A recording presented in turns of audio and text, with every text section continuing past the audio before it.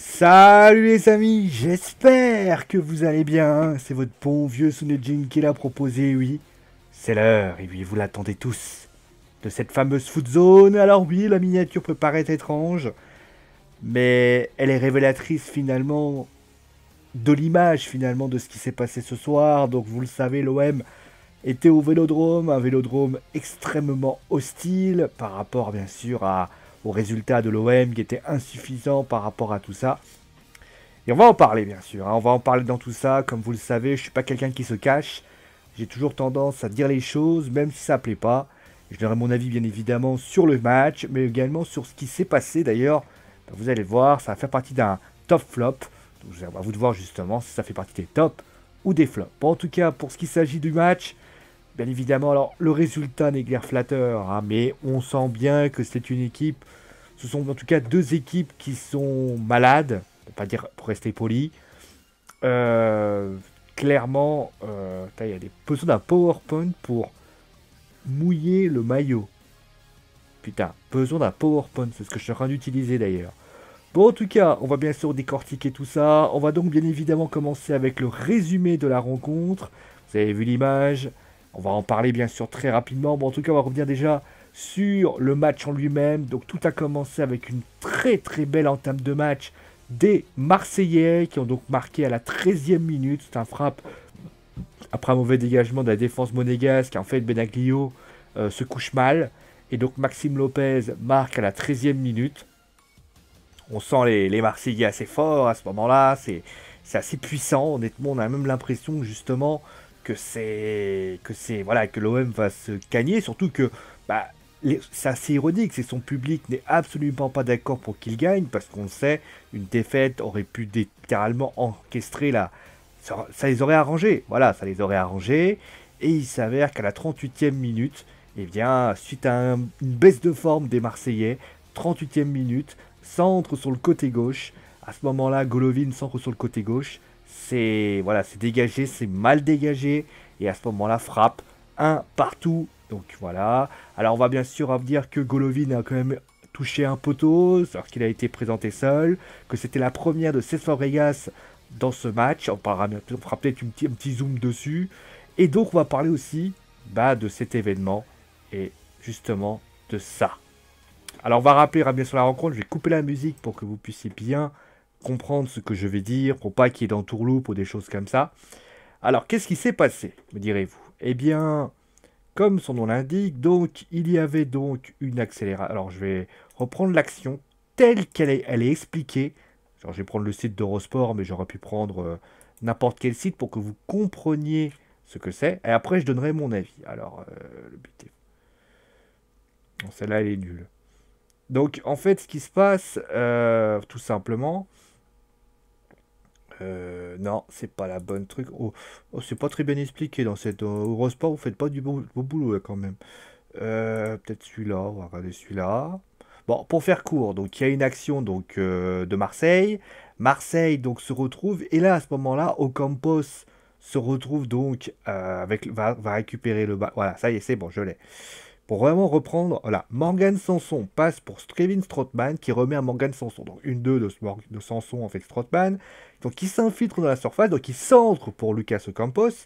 Il veut essayer donc de prendre le ballon pour se l'amener puisqu'il est dos au but.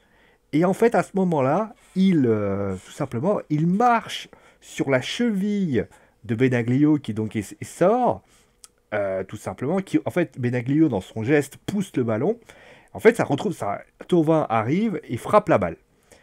Là, à ce moment-là, il y a 2-1. On se dit que l'OM va donc reprendre l'avantage. Et à ce moment-là, donc l'arbitre, à ce moment précis, est alerté. Donc il va voir la VAR. Et donc l'action concrètement qui pose problème, c'est le fait que, vous l'avez compris, est-ce qu'il y avait faute est-ce qu'il y avait faute sur l'action de Lucas Ocampos sur Benaglio? Alors, comme d'ailleurs, on va se mouiller, hein, bien sûr, je vais me mouiller, parce que vous savez que, d'ailleurs, hier, lors du match contre Guingamp, je m'étais mouillé pour les 3 pénaltys de Guingamp, bah, je vais me mouiller aussi pour ce penalty-là, en tout cas, enfin, pour cette action-là. Est-ce que, concrètement, l'arbitre a eu tort ou est-ce que l'arbitre a eu raison? Alors, en termes de... Bien sûr, il y a un contact. Ça, déjà, on va commencer par ça. Il y a un contact. Oui, Lucas Ocampos marche sur la cheville de Benaglio. Déjà, ça, c'est indéniable. Après, il y a... Est-ce qu'il le fait exprès? Il y a ça aussi. Parce que quand on regarde bien, il est derrière, donc donc il est dos au but. Il veut se retourner, donc se ramener le ballon. Et comme, finalement, c'est un duel. Parce que forcément, en général, quand vous essayez de prendre le ballon, là, ce qu'il fait, c'est que Benaglio fait un sauvetage parce qu'il n'a pas le choix. Et à ce moment-là, bah forcément, Ocampos, quand il se retourne, il voit pas que la balle est derrière.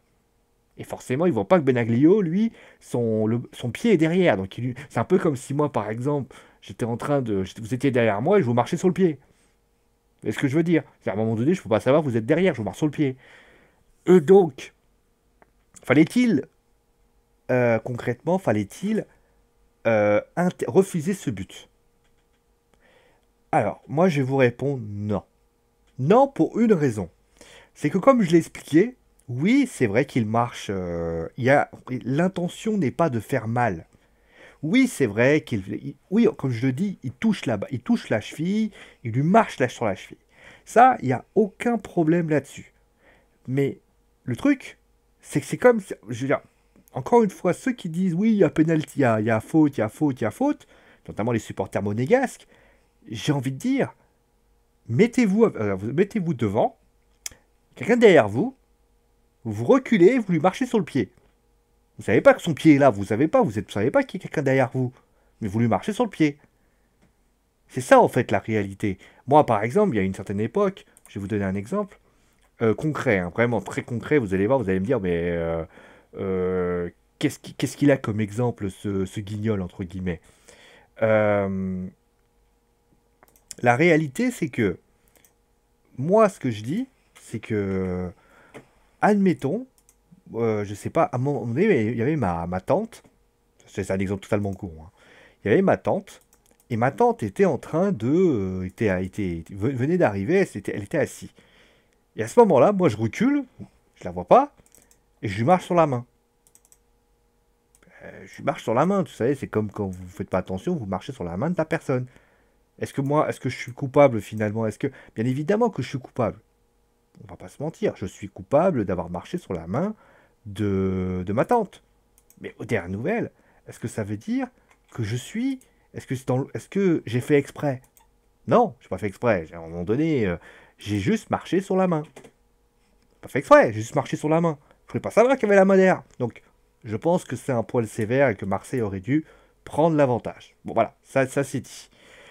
Et donc, on va maintenant passer, comme vous le savez, à la prestation globale des deux équipes. Avec donc, on va commencer. Ah, j'ai fait Monaco d'abord. Bon, on va faire Monaco d'abord, c'est pas grave. De toute façon, on va faire les deux équipes. On va commencer déjà donc avec l'AS Monaco, qui va mieux, hein, clairement, qui va beaucoup mieux. Après, la leçon de ce match, si on peut dire, c'est que ces deux équipes qui sont malheureusement en difficulté, et c'était peut-être le match que Monaco aurait dû gagner. On a une équipe de Marseille qui était pas très bien à un moment donné, euh, clairement, moi j'ai eu ce sentiment que je pense que les Monégasques, euh, eh ben, ils avaient la possibilité de gagner le match. Alors, il y a beaucoup de gens qui ont dit oui, on voulait gagner, on voulait gagner. Il y a finalement. Oui, alors, il y a une réalité, il y a une réaction. On voit bien que d'ailleurs, il y a la frappe de Golovin qui atterrit sur le poteau. Il y a quand même des choses. On voit notamment que l'arrivée de Fabregas est vraiment intéressante. On voit que les recrues apportent énormément. On prend le Calnaldo, c'est le parfait exemple. Mais hélas, j'ai envie de dire, ça reste encore vraiment, c'est encore c'est encore alité en fait. C'est-à-dire que, ben, malheureusement pour la l'AS Monaco, t'as le sentiment quand même que cette équipe, elle, elle est encore malade et que ça va pas se revenir du jour au lendemain. Ça commence petit à petit à reprendre, on voit que l'équipe est de plus en plus, mais on le voit notamment aussi par rapport à la peur. Je prends le cas, par exemple, des dernières... Ils ont eu notamment deux faits importants. C'est vrai qu'ils ont dominé à un moment donné, mais tu vois que aussi, tu as eu deux gros moments, notamment au début du match, durant jusqu'à la 30e minute, et donc la fin de match, où tu vois que Monaco, limite, il se serait accroché, il se serait mis à la cage, ça aurait été pareil. Tu sens une équipe pas rassurée, une équipe qui manque de sérénité, et c'est peut-être ça la réalité. Et c'est pas Fabregas qui doit sauver ça, c'est dans les têtes. Je pense que il va falloir gagner plusieurs matchs, un, 2, 3, 4 matchs, pour commencer peut-être à faire quelque chose. Et justement, avec l'arrivée aussi de Batshuayi, qui sera important. D'accord, j'ai du bruit chez moi. Il y a aussi donc Naldo qui va beaucoup mieux derrière, qui a peut-être un peu plus rassuré. Il y a aussi des joueurs comme Balotouré. Franchement, Balotouré, il a fait du bien. Après, on peut se poser la question de son remplacement. Franchement, moi, je n'ai pas trop compris. J'aurais préféré voilà, le garder. Henrich qui était pas mal. Tillmans qui a été bon également dans ce match. Donc les choses commencent à revenir progressivement, mais il faut des victoires. Tu peux pas, tu peux pas aujourd'hui gagner. Tu peux pas toujours être rassuré si tu fais un match nul. Le résultat n'est pas dégueulasse, c'est-à-dire un partout, mais il arrange personne. Monaco aujourd'hui est toujours à 3 points de retard du barragiste. Et je crois d'ailleurs, attendez, je vais prendre le classement. Tiens, le voilà. Euh, voilà, il est là. Amiens est à 18 points, donc ils ont 4 points de retard. 4 points, c'est pas beaucoup. Quand on sait que Guingamp est à 11 points, alors certes, ils ont un match retard, donc s'ils gagnent ce match, je crois d'ailleurs c'est le match qui aura lieu, donc ils ont deux matchs de retard, donc ça veut dire que s'ils gagnent ces deux matchs, bah, ils passent de 13 à 19, donc forcément ils remonteraient au-dessus de Caen, mais c'est quand même assez inquiétant, quoi. Voilà. Et donc on va parler bien évidemment maintenant de l'Olympique de Marseille. Alors, elle était généreuse. Je trouve d'ailleurs que dans un contexte aussi particulier, on en parlera plus en détail. Allez, on lance la musique.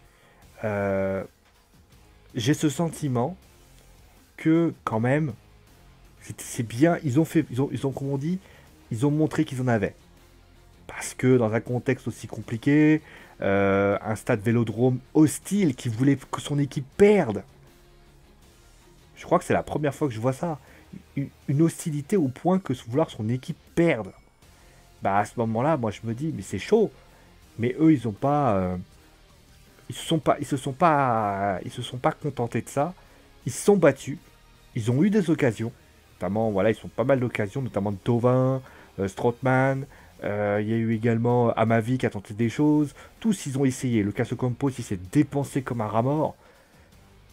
Après, j'ai beaucoup aimé d'ailleurs la fin de match où ils sont allés voir les supporters. Ça prouve quand même que voilà, ils font front. Et ça, c'est quelque chose que moi j'ai vraiment à respecter. Euh, et c'est ça quand même la force de cette équipe, voilà, et ça c'est une force de caractère. Et ça, c'est bien. Après, malheureusement, on voit que c'est une équipe qui est en difficulté, qui est en panne de confiance. Mais j'ai envie de dire, à un moment donné, s'ils avaient joué comme ça tous les matchs précédents, notamment avec Andrézieux, je pense que la situation n'aurait pas été là. Je pense qu'on aurait tous été là à dire, ben finalement, pourquoi vous n'avez pas joué. En fait, la question qu'on se pose maintenant, aujourd'hui, avec le match qu'a proposé l'OM, c'est pourquoi vous n'avez pas joué comme ça contre Andrézieux. Andrézieux, ils n'auraient même pas tenu 3 secondes face à ça. Pourquoi vous n'avez pas joué comme ça dans plein de matchs? Non, vous vous êtes contenté d'attendre le dernier moment. Alors, ça arrive souvent, c'est humain, hein. Des fois, on attend souvent le danger pour réagir. Mais moi, de mon point de vue, s'il y a une leçon à apprendre, alors après, les leçons, c'est comme tout, hein, faut les retenir. C'est que si l'OM est capable. Strootman a été très bon dans ce match, par exemple. Ocampos a été très bon. Lopez, on en parlera après. Franchement, il y avait de très. À ma vie, a été excellent.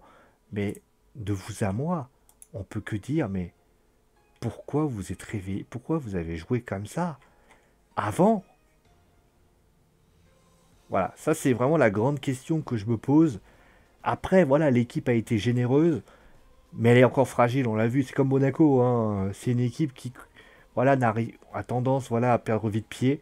On l'a vu notamment bah, durant la période où elle s'est fait, où elle a pris de but, etc. Mais bon, Peut-être qu'avec l'aide de ses supporters, peut-être qu'ils auraient pu relancer la machine.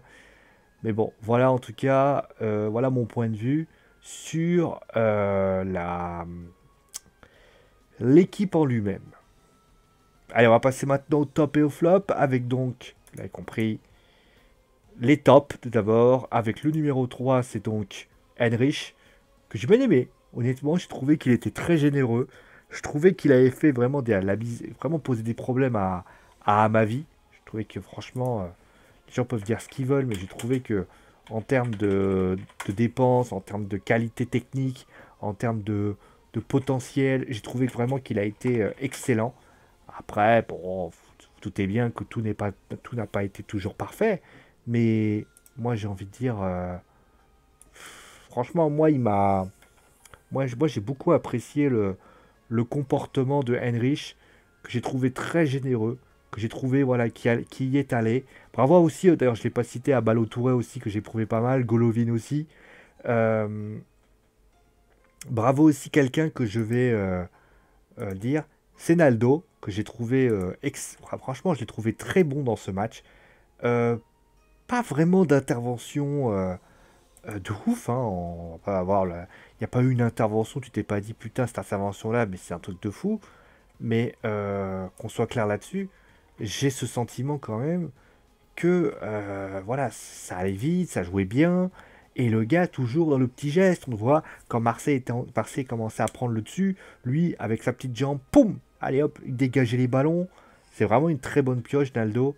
Et qu'on soit clair là-dessus, moi j'ai beaucoup apprécié l'état d'esprit en tout cas de cette équipe, de ce joueur en tout cas qui fait faire du bien à la défense. D'ailleurs, ça a aussi permis, alors je ne l'ai pas cité, hein, mais j'aurais pu le citer, Badiachil, que j'ai trouvé excellent aussi quand même, très très bon. Et Glick justement, bah, vous savez quand vous avez quelqu'un qui est capable justement d'apporter sa touche technique, bah, j'ai envie de dire, ça aide pas mal et ça permet notamment de faire beaucoup de choses et ça permet notamment de faire du bien à cette équipe parce qu'elle en a bien besoin et ça c'est clair. Et enfin le premier, que dire à part bah, bravo gamin, parce que si on dit souvent, comme on dit souvent, il y a des images. Et on a un petit minot qui rentre, petit minot comme ça, il a rien demandé, il a, il est jeune. C'est pas lui qui doit porter le match, c'est les autres. Mais lui, il est arrivé. Il sait ce que c'est que la force de l'Olympique de Marseille. Et ben, qu'est-ce qu'il a fait? Et ben, il a porté le club. Il a porté, il a été excellent en première mi-temps, avec notamment le but qui récompense ce qu'il sait faire. Franchement, c'est une très très belle copie. Il a touché des ballons, il a été généreux. Ah, comme un Campos, il a été généreux. Il s'est battu comme un mot diable. Voilà, voilà un mec qu'on peut pas siffler. On peut pas siffler. Le mec s'est donné comme jamais. Et en tout cas, bon après, forcément, il a été un peu moins bien en deuxième mi-temps. Mais j'ai trouvé quand même le comportement de Maxime Lopez. Franchement, bah, s'il pouvait faire ça, s'il peut montrer que c'est lui qui incarne quand même les idées de l'Olympique de Marseille, bah, je pense que ça peut être pas mal. Alors, on va passer maintenant au flop, avec donc le numéro 3, bah, c'est Dimitri Payet. J'ai pas vraiment besoin de vous l'expliquer, je pense que vous l'avez compris. Il a été transparent dans ce match. Franchement, ça fait partie des joueurs qui auraient dû... Voilà, quand on parlait de Maxime Lopez, lui, il a passé son temps à faire des mauvais choix. Il était transparent dans ce match. J'ai rien à dire de plus. Ensuite, donc, bah, celui qui malheureusement a offert le premier but, c'est Benaglio. Alors certains vont me dire, oui, mais tu vois, il y a un faux rebond. Oui, mais il est masqué. Oui, mais quand la balle, elle atterrit, elle rebondit, elle passe en dessous de son ventre, ça veut dire que clairement, tu es un peu coupable. Mais j'ai envie de te dire, le gardien qui devrait être, excusez-moi de dire ça, le numéro 1, c'est Subasic. C'est Subasic, c'est pas... Donc, quand Subasic sera en mesure de revenir, à ce moment-là, Monaco sera bien mieux. Là, il fait ce qu'il peut. Mais après, on regarde notamment, par exemple, le gars qui a fait la coupe de la Ligue, qui a été excellent d'ailleurs. Peut-être que l'idée, c'est peut-être de remplacer Benaglio en numéro 2 et de lui faire confiance. Parce que ce mec-là a un potentiel malheureusement un peu moindre que lui. Voilà, ça c'est mon avis. Et donc on va passer au premier. Alors le choix va paraître discutable, je sais que ça va gueuler, mais je l'assume totalement. Le Stade Vélodrome. Alors on va couper la musique, parce que pour que vous compreniez pourquoi ce choix. Avant qu'on commence, parce que je sais déjà ce que vous avez. Il y en a certains déjà, ils ont dû taper. Dès qu'ils ont vu le Stade Vélodrome, les supporters marseillais, ils ont dû commencer déjà à insulter. Alors si vous avez commencé déjà à insulter, bah écoutez, allez vous faire foutre. Voilà, je le dis clairement. Parce que je suis pas. Voilà, j'ai pas le temps de m'expliquer, vous commencez déjà à insulter. Voilà. Par contre, si vous, après que j'ai fini, on peut discuter, il n'y a pas de souci. Moi, je suis pas quelqu'un qui ferme le dialogue. Vous êtes pas. Moi, ce que je veux, c'est discuter. D'accord? La première chose que je veux dire, c'est que c'est pas parce que c'est le stade Vélodrome. C'est parce que ça s'est passé au stade Vélodrome. J'aurais condamné de la même façon que tous les autres. D'accord? On commence par ça. D'ailleurs, j'ai une petite anecdote pour vous donner l'exemple. Il y a quelques années, le PSG, parce qu'ils n'étaient pas d'accord avec les dirigeants, c'était avant le Qatari, je crois, c'était l'année où justement il y a eu un décès dans le groupe des groupes des supporters. Et le dernier match avant la trêve, les mecs, ils avaient décidé de souffler. Ils avaient gagné, je crois, 3-0 les Parisiens. Et ça s'est mal passé. Donc, commencez pas à me sortir. Ouais, voilà, tu supportes le PSG parce que j'avais trouvé ça totalement con. Voilà, c'est dit, ok? Quand je vois des embrouilles avec des trucs pas gentils, pas sympathiques, je le condamne aussi. Voilà, quand il y a des. Mais en fait, regardez. Alors, maintenant que c'est bon, j'explique. Alors, durant le match, moi, j'ai remarqué, on le sait, l'objectif des supporters marseillais était que Garcia qui dégage. Et pour que Garcia dégage, ils ont, pour ainsi dire, pas encouragé leur équipe. Et bah c'est con. C'est con, je vais vous expliquer pourquoi. Moi, je suis d'accord sur le fait que tu peux siffler après le match. Il n'y a pas de souci. Là, par exemple, ils auraient fait match nul, les mecs, ils les auraient sifflés. Ok, t'es là, t'as fini ton match, t'es pas satisfait. Je suis d'accord. Je suis totalement d'accord, même à 190%. Mais pas pendant. Pendant le match. En plus, regardez, pendant le match, les mecs sur le terrain, ils se dépouillent. Ils se dépouillent, ils mènent un zéro. Ils mènent un zéro et ils se donnent. Tu peux pas les encourager. Il y a un zéro. À la limite, tu leur dis, bon allez, les mecs ils sont en train de se donner. Ils sont pas bien, voilà, ça prouve que voilà, ils s'en foutent pas, ils sont en train de se donner. Oui, contre Andrézieux, ils ont été catastrophiques. C'est voilà, oui, contre ça, oui, je suis d'accord, à 100 millions de pourcents d'accord. Mais est-ce qu'on n'aurait pas pu leur dire gentiment, écoute, ok, les mecs ils se dépouillent. S'il y a un mec qui arrive sur le terrain, dans les tribunes qui dit, hé, les mecs sont en train de se dépouiller sur le terrain, c'est nous qui faisons les cons là, à pas vouloir les encourager. On les encourage, s'il faut les cons, on les sifflera et comme d'habitude. Mais au lieu de ça, qu'est-ce qui s'est passé? Ben, ils ont passé leur temps à le siffler. Même dans les derniers moments de retranchement. Tu sais, quand t'as les derniers moments, moi je suis contre cette idée.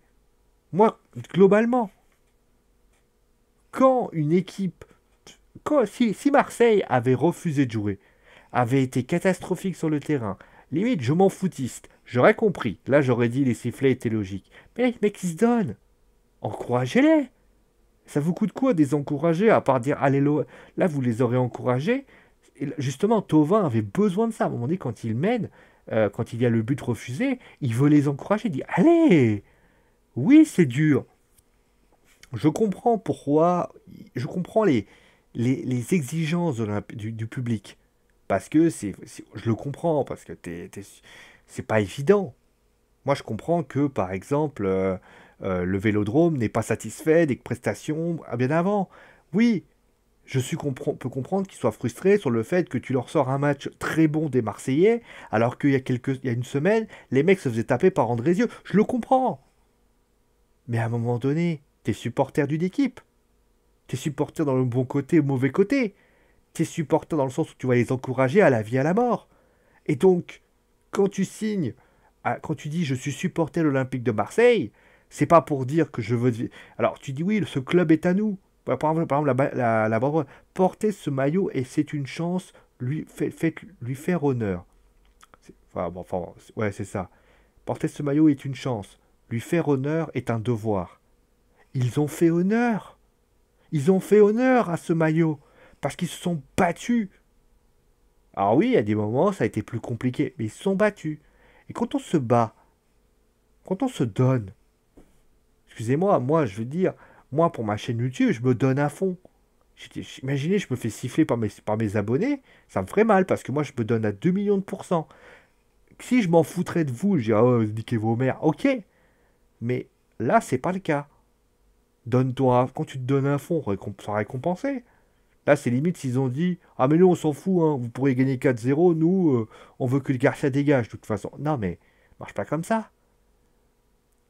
Je rappelle juste pour information, hein, amis marseillais, euh, que Franck McCourt donne de l'argent. Alors, oui, on est d'accord qu'ils se sont plantés sur le mercato. Héros, c'était pas qu'à la hauteur. Garcia s'est planté. On est tous d'accord là-dessus. Il y a eu des erreurs. Mais, après le match, siffler, insulter, faites ce que vous voulez. Moi, j'ai rien à foutre. Par contre, pendant, faites pas ça. Voilà. Après, je répète, ça n'est que mon avis. Ça n'est que mon avis. Je veux dire, si vous trouvez que c'est... vous n'êtes pas d'accord, je vous invite à répondre. Dans le respect. Je vous demande pas de m'insulter, parce que si vous j'entends un vas-y sale parisien, je viens juste de dire que j'ai condamné le... J'ai dit au tout début, en préambule de ce que j'allais dire, que justement, où je dis ouais t'es le pote à Garcia, j'ai pote à Garcia de quoi? Rudy Garcia, je sais même pas qui c'est, je m'en fous de Rudy Garcia. Mais moi, je comprends du principe qu'il ne faut pas siffler son équipe pendant un match. Après ou avant, je suis d'accord. Pendant, non. Voilà, c'est mon leitmotiv. Voilà, c'est fini donc pour ce match. Bon, on va espérer que les choses s'arrangent, hein, bien sûr, pour l'OM. Parce que c'est vrai que c'est important. Pour Monaco aussi, parce que c'est quand même deux bastions forts du football français. Et nous, on va se retrouver bien sûr. Alors, la prochaine fois qu'on verra la Foot Zone, c'est la semaine prochaine. Ah oui, c'est très très tard. Alors, il va falloir vous armer de patience parce qu'on va avoir du gaming, on va avoir tout plein de choses qui vont vous faire plaisir. Mais là, pour l'instant, on va avoir surtout, voilà, on